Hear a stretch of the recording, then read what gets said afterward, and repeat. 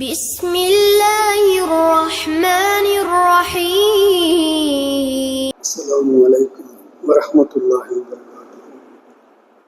إن الحمد لله نحمده ونستعينه ونستغفره ونعوذ بالله من شرور أنفسنا ومن سيئات أعمالنا.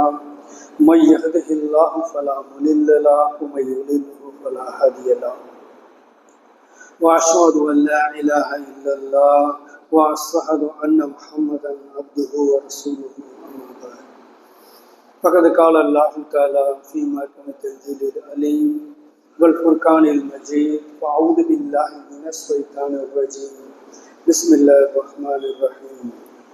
يا أيها الناس اتقوا ربكم الذي خلقكم من نفس واحدة وخلق منها زوجها وبث منهما رجالا كثيرا ونساء واتقوا الله الذي تساءلون به والأرحام إن الله كان عليكم رقيبا.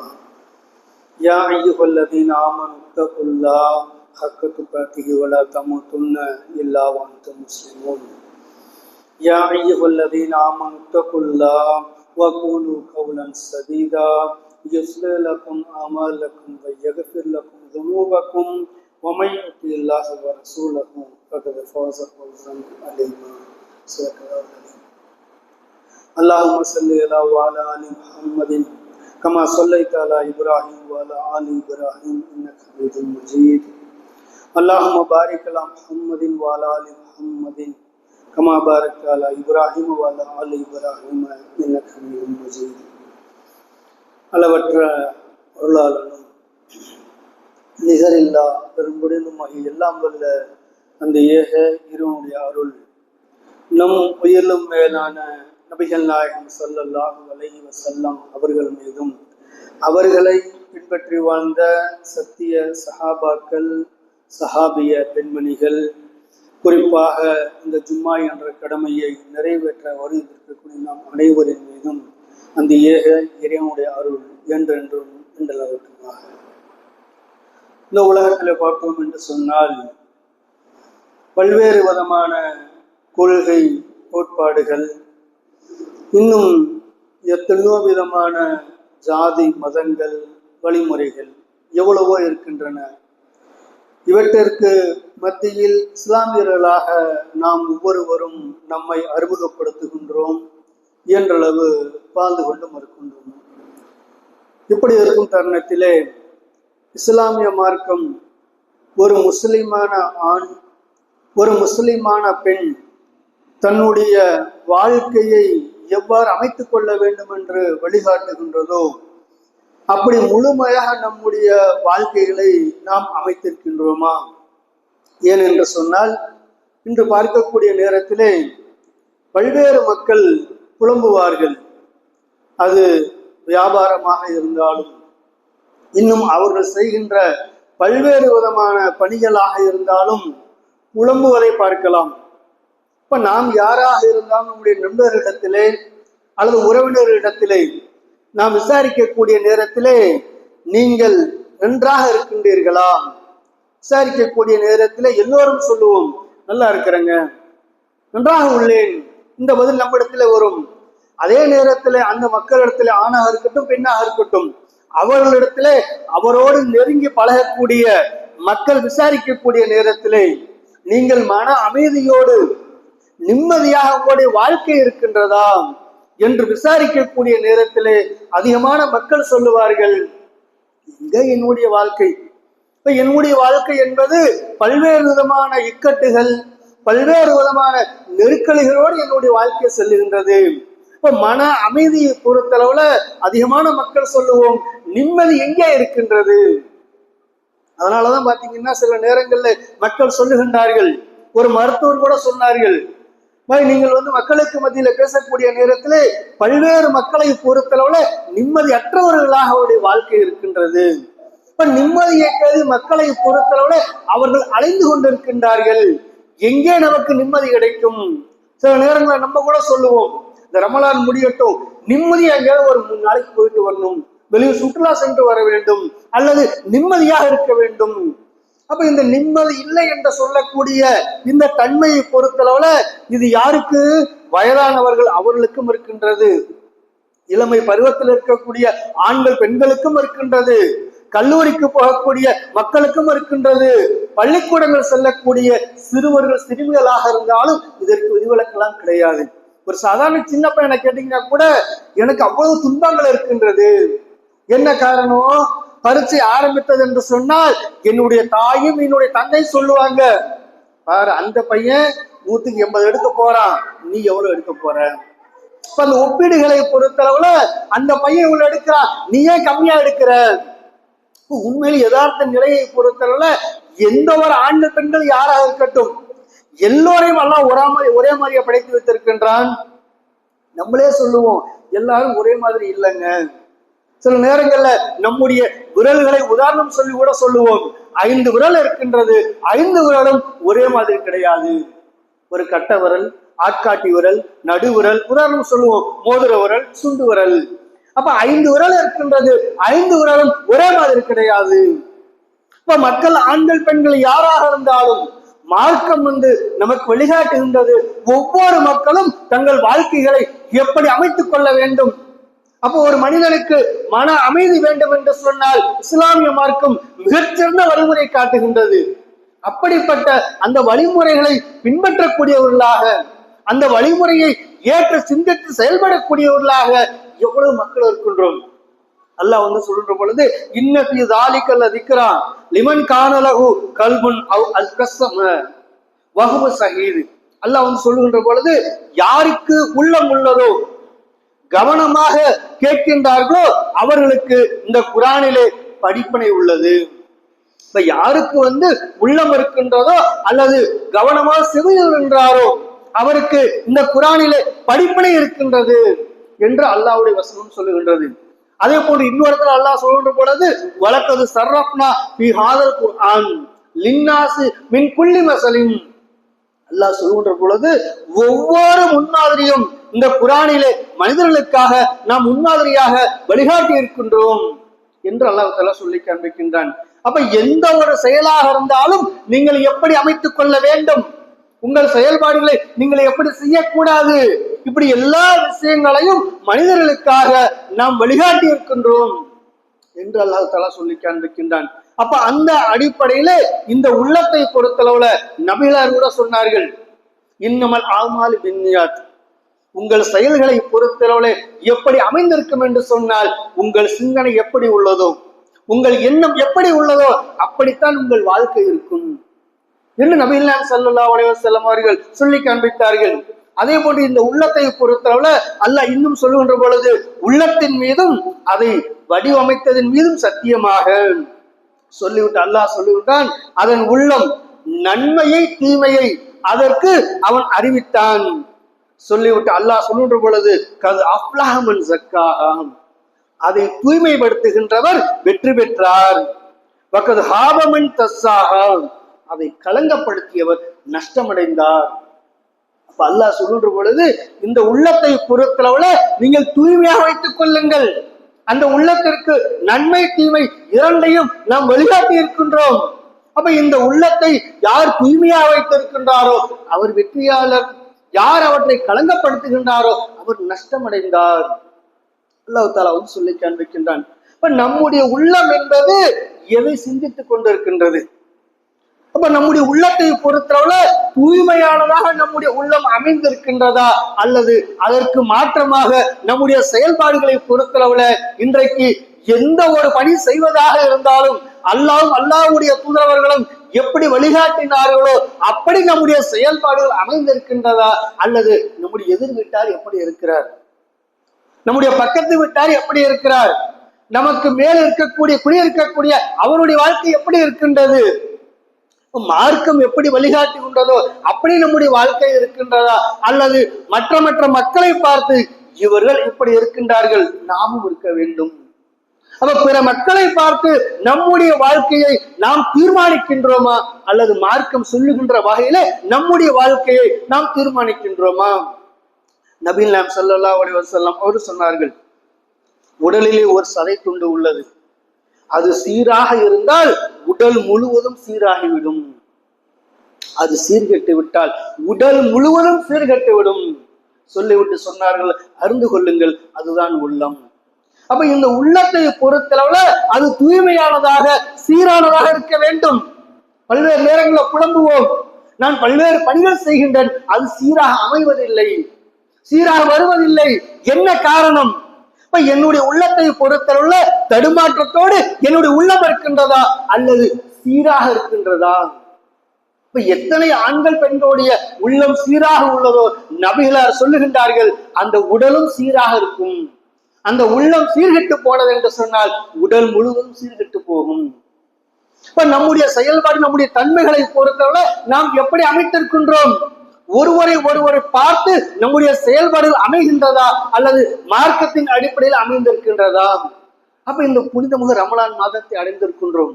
உண்மையில பல்வேறு விதமான நற்பணிகளை செய்து கொண்டிருக்கின்றோம். நன்மைகளை வாரி வழங்கக்கூடிய இந்த சிறந்த மாதத்தில் இருக்கின்றோம். அப்ப பல்வேறு விதமான படிப்படிகளை மார்க்கம் வழிகாட்டுகின்றது. இன்றைக்கு பள்ளிக்கூடம் போகக்கூடிய மாணவனாக இருக்கட்டும், தன்னோடு இருக்கக்கூடிய சக மாணவனிடத்திலே சரியாக பேச மாட்டான். அதே போன்று அண்ணன் தம்பியாக இருப்பாங்க, அக்கா தங்கையாக இருப்பார்கள், சரியான முறையை அவர்களோடு பேச மாட்டார்கள். என்ன காரணம்? நானும் என் தம்பியும் ஒன்றாகத்தான் இருந்தோம். அதுவும் நண்பர்களாக இருந்தாலும் அதே நிலைதான். நண்பர்கள் ஒன்றாக இருப்பார்கள். ஒரு டீ வாங்கி 2 பேரும் குடிச்சோம் 10 வருஷத்துக்கு முன்னாடி. ஆனா இன்னைக்கு என்னுடைய நண்பனுடைய நிலை என்பது எங்கோ இருக்கின்றது. என்னுடைய வாழ்க்கையை பொறுத்தவரை 10 வருஷத்துக்கு முன்னாடி எப்படி இருந்தோனோ அதே போலதான் நான் இருக்கிறேன். இப்ப எப்படி நம்முடைய ஒப்பிடுகை இருக்கின்றது? அப்ப இந்த பொறாமை தன்மையை பொறுத்தளவுல எந்த அளவிற்கு உருவாகி வருகின்றது? கூட பிறந்த அண்ணன் கூட பல மாதங்கள் பேச மாட்டார், பல வருடங்கள் பேச மாட்டார். அதே போன்று அக்கா தங்கையாக இருப்பார்கள். என் தங்கச்சி தான், எனக்கு கீழ் உள்ளவள் தான், ஆனால் அவளுடைய நிலையை பொறுத்தளவுல எங்கே இருக்கின்றது என்னுடைய நிலை என்பது அதே மாதிரிதான் இருக்குது. எனக்கு பின்னாடி திருமணம் முடித்து சென்றால் அவளுடைய வாழ்க்கை சிறப்பாக இருக்கின்றது, என்னுடைய வாழ்க்கை என்பது அதே நிலையில இருக்கின்றது. அப்ப அதன் காரணமாக அக்கா தங்கையோடு பேச மாட்டார்கள், அண்ணன் தம்பியோடு பேச மாட்டார்கள், நண்பர்களுக்கு மத்தியிலே பேச மாட்டார்கள். காரணம் என்ன? அவர் செல்வ செழிப்போடு இருக்கின்றார், என்னுடைய வாழ்க்கை என்பது அதே மாதிரிதான் இருக்குது, எந்த மாற்றமும் இல்லை என்னுடைய வாழ்க்கையிலே. அப்ப இப்படி பல்வேறு நேரங்களில இந்த பொறாமையின் காரணமாக ஒருவர் இன்னொருவரோடு பேசாமல் இருக்கக்கூடிய பல்வேறு நேரங்களில பார்க்கின்றோம். அப்ப சிந்திச்சு பார்க்க வேண்டும். அதே போன்று அக்கம் பக்கத்து வீட்டார் ஒரு பொருளை ஏதோ ஒன்று வாங்குறாங்கன்னு வைங்களேன், அவங்க டிவியோ அல்லது வீட்டுக்கு ஏதோ ஒரு பொருள் வாங்குறாங்க. நம்ம நினைக்கிறோம், அவங்க வாங்கிட்டாங்களே, நம்ம இன்னும் வாங்க முடியலையே. நகையா இருக்கட்டும், அது எந்த ஒரு பொருளாக இருக்கட்டும், இப்ப நம்முடைய நிலை என்பது எப்படி இருக்குதுங்க? ஒருவரை போன்று ஒருவர் கிடையாது, இது எல்லாருமே விளங்கி வைத்திருக்கின்றோம். அப்ப அவருக்கு அல்லாஹ் அந்த அருளை செய்கின்றான், அல்லாஹ் பொருளாதாரத்தை அவருக்கு வழங்குகின்றான். அப்ப இந்த உலகத்தில் இருக்கக்கூடிய எந்த ஒரு பொருளாதாரத்தை பெற்ற ஆண்கள் பெண்கள் யாராக இருந்தாலும் அவங்களோட திறமையால அவங்களுக்கு வந்துச்சா? காசு பொருளாதாரத்தை பொறுத்தளவுல அவங்களுடைய முயற்சி, அவங்களுடைய திறமையால் அவர்களுக்கு பொருளாதாரம் வந்ததா? அல்லாஹ்வுடைய வசனம் சொல்லக்கூடிய நேரத்துல இன்ன ரப்பக யபசுது ரிஸ்க் லிமை யஸாஉ வ யக்திர் இன்னஹு கான பி இபாதி ஹபீரன் பஸீரா. அல்லாஹ் வந்து சொல்கின்ற பொழுது தான் நாடியோருக்கு செல்வத்தை தாராளமாக வழங்குகின்றான், தான் நாடியோருக்கு குறைத்தும் வழங்குகின்றான். அல்லாஹ் நன்கு அறிந்தவனாக பார்ப்பவனாக இருக்கின்றான். அப்ப அந்த பொருளாதாரத்தை பொறுத்தவரை அல்லாஹ் சொல்லுகின்ற பொழுது நாம் யாருக்கு நாடுகின்றோமோ அவர்களுக்கு அதிகமாக வழங்குவோம், நாம் யாருக்கு நாடுகின்றோமோ அவர்களுக்கு குறைவாக வழங்குவோம். இன்னொரு இடத்துல அல்லாஹ் சொல்லுகின்ற பொழுது நாம் நாடியோரை வறுமையிலே உழலச் செய்வோம். அல்லாஹ்வுடைய வசனம் சொல்லுகின்றது. அப்ப அந்த பொருளாதாரத்தை பொறுத்தவரை அல்லாஹ் சொல்லி காண்பிக்கின்றால் நாம் நாடியோருக்கு விளங்குகின்றோம். அப்ப எந்த விஷயத்துல நாம் பொறாமை கொள்ளுகின்றோம்? ஒரு டீ வாங்கி 2 பேர் குடிச்ச 10 வருஷத்துக்கு முன்னாடி இன்னைக்கு அவருடைய நிலை எங்கோ உள்ளது, நான் இதே நிலையில இருக்கின்றேன். அப்ப பொருளாதாரத்தை பொறுத்தளவுல இன்றைக்கும் உலக நடைமுறையில பார்க்கிறோம். சரியாக எழுத தெரியாதுங்க, சரியாக படிக்க தெரியாதுங்க. அவருடைய பெயரை அவர் எழுதுனா படிப்பாரு, இன்னொருவர் எழுதி கொடுத்தால் வேற எது எழுதியிருக்கிறீங்க, காரணம் என்ன? சரியாக எழுதவும் தெரியாது, படிக்கவும் தெரியாது. ஆனால் அவருக்கு பல கோடிகள் சுத்த இருக்குது. அவருடைய திறமையால் வந்துச்சா? அவருக்கு கீழே BA படித்தவர்கள், MA படித்தவர்கள், பல்வேறு பட்டம் பெற்றவர்கள் அவருக்கு கீழே பணி செய்யக்கூடியவர்களாக இருக்கின்றார்கள். அப்ப அல்லாஹ் சொல்லி காண்பிக்கின்றான், பொருளாதாரத்தை பொறுத்தளவுல நாம் யாருக்கு நாடுகின்றோமோ அவர்களுக்கு வழங்குவோம். அப்ப எந்த விதத்துல எந்த இடத்துல நாம் பொறாமை கொள்ளுகின்றோம்? அதெல்லாம் முன்ன மாதிரி இல்லைங்க. நம்ம உடையில அவரை உட்கார்ந்து பேச போறாரு. இன்றைக்கு சில நேரங்கள்ல இப்படிப்பட்ட பேச்சுக்கள் எல்லாம் பார்க்கிறோம். அப்ப ஒருவரை பார்த்து இன்னொருவர் பொறாமை கொள்ளக்கூடிய நிலையை பார்க்கின்றோம். அப்ப சிந்திச்சு பார்க்க வேண்டும். அதே போன்று குழந்தை செல்வங்களாக இருந்தாலும் சரி, அந்த குழந்தை செல்வங்களை அல்லாஹ் யாருக்கு நாடுகின்றானோ அவர்களுக்கு பெண் குழந்தைகளை வழங்குகின்றான். யாருக்கு நாடுகின்றானோ அவர்களுக்கு ஆண் குழந்தைகளை வழங்குகின்றான். இன்னும் அல்லாஹ் யாருக்கு நாடுகின்றானோ ஆண்கள் பெண்கள் இருவரையும் சேர்த்து வழங்குகின்றோம். இன்னும் நாம் நாடியோரை மலடாக ஆக்குகின்றோம். அந்த குழந்தை செல்வங்களை பொறுத்தளவுல அல்லாஹ் சொல்லுகின்ற பொழுது நாம் யாருக்கு எதை நாடுகின்றோமோ அவர்களுக்கு விளங்குகின்றோம். அப்ப அந்த குழந்தை செல்வங்களை பொறுத்தளவுல கூட சில நேரங்கள்ல பேசுவார்கள், இந்த பிள்ளைக்கெல்லாம் பொம்பளை பிள்ளை பிறந்திருக்குது, இந்த பிள்ளைக்கெல்லாம் 2 பையன் பிறந்திருக்குது. ஏன்னா அவருடைய ஆற்றல், அவருடைய திறமையாது, சொல்லுங்க பார்ப்போம். அப்ப அந்த குழந்தை செல்வங்களை பொறுத்தளவுல யாருக்கு அல்லாஹ் நாடுகின்றானோ அவர்களுக்கு விளங்குகின்றான். அதுல பொறாமைப்படலாமா? அப்ப அந்த குழந்தை செல்வங்களை சில நேரங்களை பாத்தீங்கன்னாக்க அக்கம் பக்கத்து வீட்டார் குழந்தைகளை கொஞ்சக்கூடிய தருணங்கள்ல கூட சில நேரங்கள்ல அந்த இல்லங்களில் இருக்கக்கூடிய பெண்கள் அடித்து கொஞ்சுவார்கள் குழந்தைகளை. காரணம் என்ன? இல்ல எங்க அம்மா அப்படித்தான், எங்க காலம்மா அப்படித்தான், குழந்தை அடிச்சுதான் கொஞ்சுவாங்க. அடித்து கொஞ்சக்கூடிய அவர்கள் அதே அவங்களுடைய பேரம்பேத்தியா இருந்தா இன்னொருத்தர் அடிச்சா ஒத்துக்குவாங்களா? இவர்களை பொறுத்தல இன்னொரு குழந்தை என்று சொன்னால் அடித்து கொஞ்சுவதாக சொல்லுகின்றார்கள். அதை இவங்க குழந்தைய இன்னொருத்தன் அடிக்கட்டும், ஏற்றுக்கொள்வார்களா?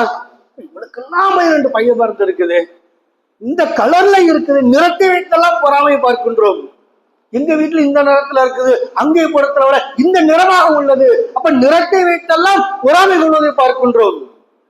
சிந்திச்சு பார்க்க வேண்டும். அப்ப அல்லாஹ்வுடைய வசனம் சொல்லுகின்றது, இந்த குழந்தை செல்வங்களாக இருக்கட்டும், பொருளாதாரமாக இருக்கட்டும், அப்ப எதுவாக இருந்தாலும் இறைவன் யாருக்கு நாடுகின்றானோ அவர்களுக்கு அதை வழங்குவான். அப்ப அதிலே ஏன் பொறாமை கொள்ள வேண்டும்? அல்லாஹ் கேள்வி கேட்கிறான், அல்லாஹ் தனது அருளை இம்மக்களுக்கு வழங்கியதற்காக பொறாமை கொள்கிறார்களா? எந்த விஷயத்துல நாம் முடிவெடுக்கின்றோம்? ஒரு மனுஷனுக்கு அல்லாஹ் கொடுக்கிறான், அப்ப அந்த விஷயத்துல நாம் பொறாமை கொள்ளுகின்றோம் என்று சொன்னால் நம்முடைய நிலை என்னவாக இருக்குதுங்க? சிந்திச்சு பார்க்க வேண்டும்.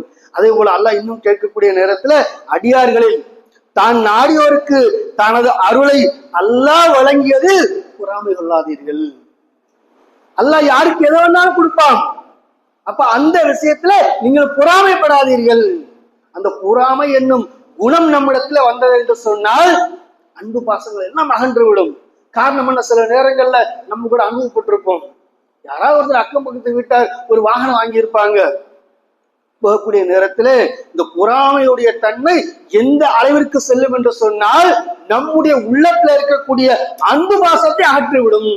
நிதர்சனமா பார்க்கிறோம். வாகனத்தை வாங்கி இருக்கிறாரு, எல்லாம் பொருளாதாரத்தை கொடுத்திருக்கிறான். போகக்கூடிய நேரத்துல விபத்து ஏற்படுகின்றது.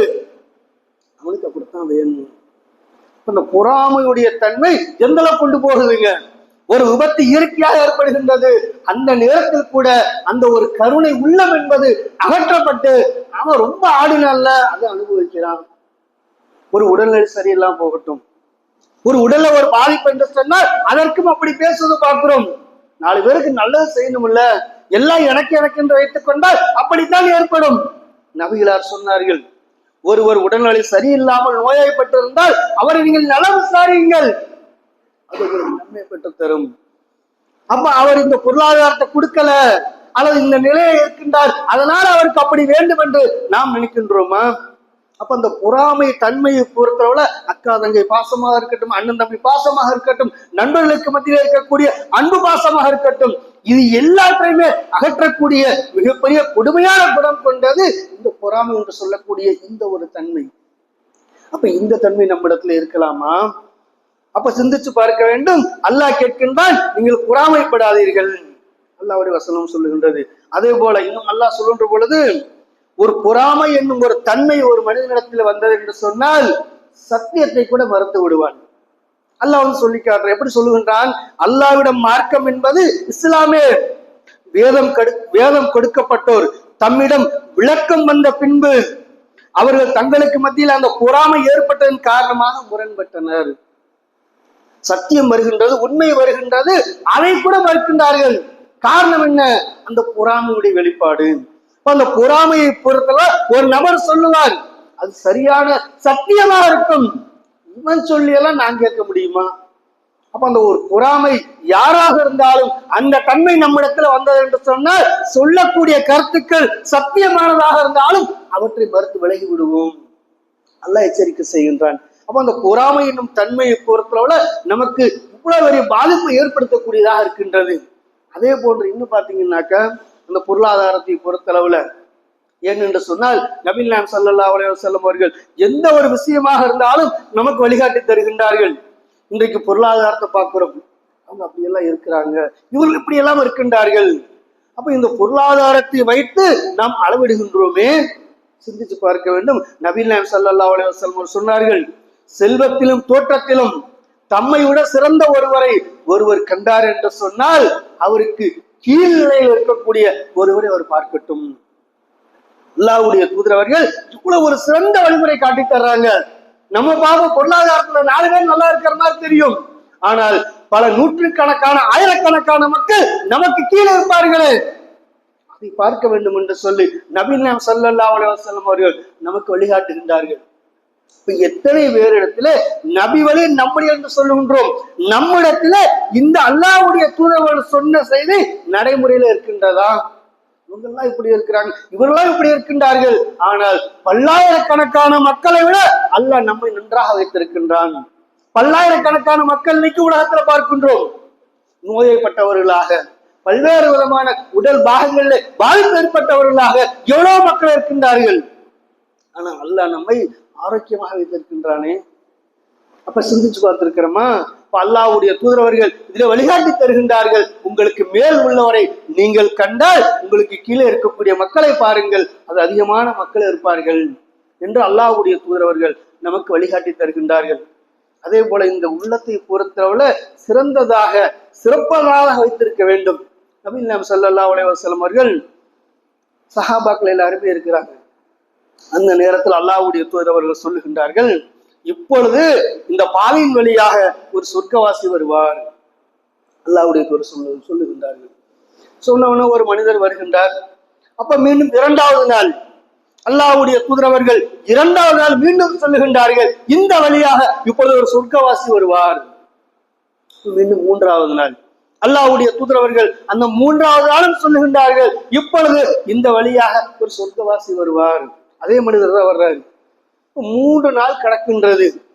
அப்ப அந்த நேரத்துல அப்துல்லா பின் அம்ர் பின் ஆஸ் ரலியல்லாஹு அவர்கள் என்ன செய்கின்றார்கள், ஏன் அல்லாஹ்வுடைய தூதர் சொல்றாங்க, ஒரு மனிதரை பார்த்து இவர் சொர்க்கவாசி, இவர் சொர்க்கவாசி, இவர் சொர்க்கவாசி என்று சொல்லி 3 நாட்கள் அல்லாஹ்வுடைய தூதர் சொல்லுகின்றார்கள். அப்படி ஒரு என்ன பணி செய்கின்றார், இவர் எப்படிப்பட்ட நல்ல செய்து கொண்டிருக்கின்றார், அவற்றை நாம் பார்க்க வேண்டும், நாமும் அந்த செயலை செய்து சொர்க்கத்திற்கு செல்ல வேண்டும் என்று முடிவெடுக்கிறார்கள். அப்ப அவர் முன்னாடி போயிட்டு இருக்கிறாரு, இந்த அம்ர் பின் ஆஸ் அவர்கள் பின்னாலே செல்லுகின்றார்கள். அவர் வீட்டுக்கு போறாரு, இப்படி நான் வந்து உங்க வீட்டுல ஒரு 2-3 நாளைக்கு தங்கணும், எனக்கு நீங்க அனுமதி கொடுங்க, என்னுடைய வீட்டுக்கு வந்து என்னால போக முடியாது, இங்க இருக்க வேண்டும் என்று சொல்லி இவர் அனுமதி கேட்கிறாரு. அப்ப அந்த நபரும் சரி நீங்க தாராளமா தங்கிக்கங்க அனுமதி கொடுத்து விட்டார். அப்ப இவர் வந்து உபரியாக அதிகமான வணக்க வழிபாடுகளை செய்வார்களோ என்று பார்க்கிறாங்க. வழக்கமான கடமையான தொழில் நிறைவேற்றுகின்றார், அதற்கு பிறகு வந்து உறங்கி விடுகின்றார். எந்த ஒரு கூடுதலான வணக்க வழிபாடுகள் எதுவுமே அவரிடத்துல கிடையாது. இப்ப 2-3 நாட்கள் கடக்கின்றது. அப்ப அவர்கிட்ட கேட்கிறாரு, நான் எனக்கு எந்த பிரச்சனையும் இல்லை, நான் நல்லாதான் இருக்கிறேன், ஆனால் அல்லாஹ்வுடைய தூதர் அவர்கள் உங்களை பார்த்து சொர்க்கவாசி என்று சொன்னார்கள், அப்படி நீங்க என்னதான் செய்றீங்க, அதை நான் பார்ப்பதற்கு தான் வந்தேன். சொன்ன உடனே அவர் சொல்லுகின்றார், நீங்கள்லாம் எப்படி தொழுகிறீங்களோ அதே போலதான் நானும் தொழுகிறேன், என்னிடத்துல அதிகமான வணக்க வழிபாடுகளோ எந்ததும் கிடையாது, எல்லா மக்களும் அப்படித்தான் நான் இருக்கிறேன், ஆனால் என்னிடத்துல ஒரு குணம் இருக்குது. என்ன குணம் என்று சொன்னால், நான் யாரை பற்றி நான் எதுவுமே பேச மாட்டேன், இவர் இப்படி இருக்கிறார், அவர் அப்படியே இருக்கிறாரு, இவருடைய தன்மை இப்படி இருக்கின்றது, இப்படி எந்த ஒரு சொற்களையும் நான் எதுவுமே பேச மாட்டேன். நான் உண்டு, என்னுடைய வாழ்க்கை உண்டு, இப்படி என்னுடைய வாழ்க்கை இருக்கும் இது சொல்லுகின்றார். அப்ப அல்லாஹ்வுடைய தூதரவர்கள் சொர்க்கவாசி என்று சொல்லி ஒரு மனிதரை சொல்லுகின்றார்கள். அப்ப அவருடைய நிலை, அவருடைய தன்மையை பொறுத்தவரை எப்படி அமைந்திருக்கின்றது சொன்னால், யாரை பத்தி நான் பேச மாட்டேன். அவரவர்கள் செயல்பாடு அவர்களுக்கு உண்டானது, நான் எதை பத்தியும் நினைக்க மாட்டேன். அப்ப இன்னைக்கு பல்வேறு நேரங்கள்ல நிம்மதியில புலம்பு குன்றம் உறக்கம் வருவதில்லை. மருத்துவர் கூட சொன்னார்கள், அதிகமான மக்களை பொறுத்தல உறங்குவது கிடையாது, தூக்கத்துக்கு ஏதாவது மாத்திரை இருந்தா கொடுங்க கேட்கிறாங்க. ஏன் இந்த நிலை வருகின்றது? எதனால் வருகின்றது? உண்மையிலேயே வாரமான 3000 ரூபாய் சம்பாதிக்கிறோம், 4000 ரூபாய் சம்பாதிக்கிறோம், 5000 ரூபாய் சம்பாதிக்கிறோம். எவ்வளவு சம்பாதிச்சாக்க நாம் திருப்தி அடைவோம் சொல்லுங்க பார்ப்போம். உண்மையிலேயே 2000 ரூபாய் சம்பாதிக்கிற அந்த நேரங்கள்லையும் நம்முடைய வாழ்க்கை சென்றது. வாரம் 5000 ரூபாய் சம்பாதிச்சோம், அப்பவும் நம்முடைய வாழ்க்கை சென்று கொண்டு இருக்கின்றது. வாரம் 10,000 ரூபாய் சம்பாதிப்போம், அப்பவும் நம்முடைய வாழ்க்கை நகர்ந்து கொண்டு இருக்கும். வாரம் 50,000 ரூபாய் சம்பாதிங்க, அப்பவும் நகர்ந்து கொண்டு இருக்கும். ஆனா ரசூலுல்லாஹ் சொன்னாங்க, ஆதமுடைய மகனை பொறுத்தவரை 2 ஆறு தங்கத்தால் ஓடுகின்றது, 2 கொடுங்க, 3வது இன்னொன்னு கேட்போம். மனித நிலையை பொறுத்தவரை அவ்வாறுதான் அமைந்திருக்கின்றது. அப்ப அந்த பொருளாதார செல்வங்களை பொறுத்தவரை நம்முடைய நிலை எப்படி உள்ளது என்று சொன்னால், என்னுடைய வருமானம் என்ன, அதற்கு நான் எப்படி செலவு செய்ய வேண்டும், அதை பார்ப்பதற்கு பதிலாக இவங்க இந்த பொருள் வாங்கிட்டாங்களே, இவங்க இந்த பொருள் வாங்கி விட்டார்களே, இப்ப நம்ம வாங்க வேண்டும். நமக்கு தேவை இருக்குதோ இல்லையா, அவங்க வாங்கிட்டாங்களே. இப்ப அதிகமான மக்களுடைய அந்த மனநிலை மாறுவதற்கு, நிம்மதி இல்லாமல் போவதற்கு அடிப்படை காரணம் ஒன்று பொறாமை, இன்னொன்று அவங்களை பார்த்து நம்ம வாழ்க்கை அமைக்கிறோம். மார்க்கை எப்படி சொல்லுகின்றது? அப்படி வாழ்க்கை அமைக்கவில்லை. அதற்கு நேர் மாற்றமாக என் நன்மை எப்படி இருக்கிறான், என்னோடு படித்தவன் எப்படி இருக்கின்றான், என்னுடைய அண்ணன் வாழ்க்கை எப்படி இருக்குது, என் தம்பியுடைய வாழ்க்கை எப்படி இருக்குது, என் அக்காவுடைய வாழ்க்கை எப்படி இருக்குது. அப்ப அவர்களை மற்ற மக்களை பார்த்து நாம் நம்முடைய வாழ்க்கையை தீர்மானிக்கின்றோமா, அல்லது மார்க்கம் எப்படி சொல்லுகின்றதோ அப்படி நம்முடைய வாழ்க்கையை தீர்மானிக்கிறோமா? சிந்திச்சு பார்க்க வேண்டும். அதே போல பாத்தீங்கன்னாக்க, அந்த பொருளாதாரத்தை பொறுத்தளவுல இன்னைக்கு நம்ம எல்லாருமே நினைப்போம், அதிகமான பொருளாதாரங்கள் இருக்க வேண்டும், அவர்கள் தான் செல்வம் பெற்றவர்கள், அப்படி நம்ம நினைக்கிறோம். நபிகள் நாயகம் ஸல்லல்லாஹு அலைஹி வஸல்லம் அவர்கள் சொன்னார்கள், லைஸல் கனி அன் கஸ்ரத்தில் அர்ல் வலாகின்னல் கனி அனின் நப்ஸ். நபிகள் நாயகம் ஸல்லல்லாஹு அலைஹி வஸல்லம் அவர்கள் சொல்லுகின்ற பொழுது, அதிகமான பொருள் உடையவர்கள் செல்வந்தன் கிடையாது. அல்லாஹ்வுடைய தூதர் சொல்ற அகிலத்தின் அருட்படை அவர்கள் சொல்லுகின்றார்கள், அதிகமான பொருளாதாரம் இருக்குது, அவர்கள் செல்வமுடையவர்களாம். அல்லாஹ்வுடைய தூதர் சொல்லக்கூடிய நேரத்தில் யாரிடத்துல போதும் என்று சொல்லக்கூடிய மனம் இருக்கின்றதோ அவர்கள் தான் செல்வந்தர்கள். அப்ப இன்றைக்கு நம்மை பொறுத்தளவுல அந்த போதும் என்று சொல்லக்கூடிய மனம் நம்மிடத்துல இருக்கின்றதா, அல்லது எவ்வளவு பொருளாதாரம் வந்தாலும் இல்லை இன்னும் பத்தல, இல்ல இன்னும் பத்தவில்லை, இந்த நிலை இருக்கின்றதா? அப்ப சிந்திச்சு பார்க்க வேண்டும். அப்ப யாராக இருந்தாலும் நம்மிடத்துல இன்னும் போதவில்லை என்கிற நிலை வருவதற்கு காரணம் அந்த பொறாமை. அடுத்தவங்கள பாக்குறோம், அவங்க இதெல்லாம் வாங்கிட்டாங்க, நோன்பு 5 நோன்பு ட்ரெஸ் எல்லாம் வாங்கிட்டு வந்துட்டாங்க, இன்னும் என்னால வாங்க முடியலையே. அப்ப சிந்திச்சு பார்க்க வேண்டும். அப்ப பிறரை பார்த்து நம்முடைய வாழ்க்கை அமைத்துக் கொண்டோம் என்று சொன்னால் நம்முடைய வாழ்க்கை என்பது நிம்மதியும் இருக்காது. இன்னொரு பக்கம் அந்த பொறாமை என்று சொல்லக்கூடிய அந்த தீய பண்பு நம்மிடத்துல வரும். இப்ப இதை கவனத்தில் வைத்து மார்க்கம் எப்படி வாழ வேண்டும் என்று சொல்லி வழிகாட்டுகின்றதோ அதன் அடிப்படையிலே வாழ்ந்து இந்த உலகத்தில் மறுமையில் வெற்றி அடையக்கூடிய நன்மக்களாக இறைவன் நம் அனைவரும் ஆக்கியால் புரிவானாக.